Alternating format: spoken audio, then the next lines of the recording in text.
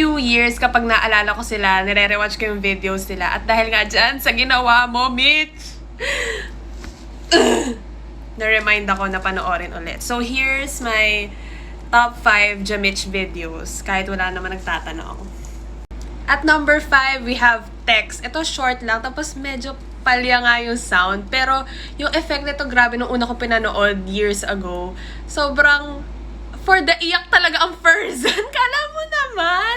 Tapos, yun, wala lang. Parang hanggang ngayon na pinanood ko siya, naalala ko yung moment na una ko siyang pinanood. Tapos, ayun, nag-reminisce lang ako na, shit, apektado ka, girl, bakit? Tsaka written siya by Marcelo Santos III. Di ba dati, lahat ng hugot line sa Twitter, sa kanya talaga galing. Kahit wala naman akong pinaghuhugutan, ewan. At number 4, we have Picture Perfect. Ito dapat mas mataas pa yung ranking, kaso lang hindi kasi siya original idea ng Jamitch. Ni-remake lang nila. Pero naalala ko yung first time ko ito pinanood, instant favorite ko na kasi, wow, twist, ganyan. Tapos ang sad. So, ayun, wala lang. Bronze medalist ang My Nerdy Valentine. Ito, ilang beses ko ata ito pinanood dati. Ewan ko, tuwang-tuwa ako sa short film nila na to. Hindi ko malaman kung bakit.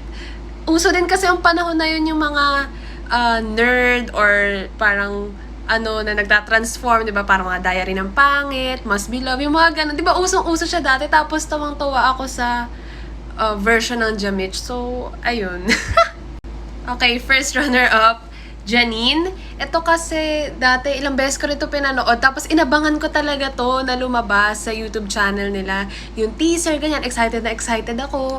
Tapos natuwa ako sa dynamics nila kasi kakaibang Mitch at Jam ang mapapanood dito. Totoo naman talaga kasi di ba usually parang acting as themselves lang. Pero dito parang si Jam yung reserved, mahiyain. Tapos si Mitch naman yung panayang batok, ganyan. Malakas yung personality. So, wala lang. Natuwa lang din ako na ibang version nila yung nakita ko. Wow!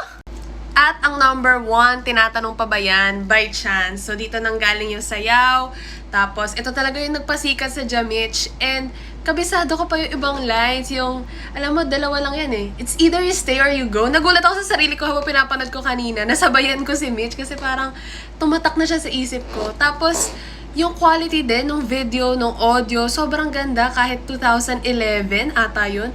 So, as compared sa ibang movies na nirelease nung time na yun, as in movies ng production houses hindi kasing ganun gandang quality. So, bravo. Jamitch, I love you forever!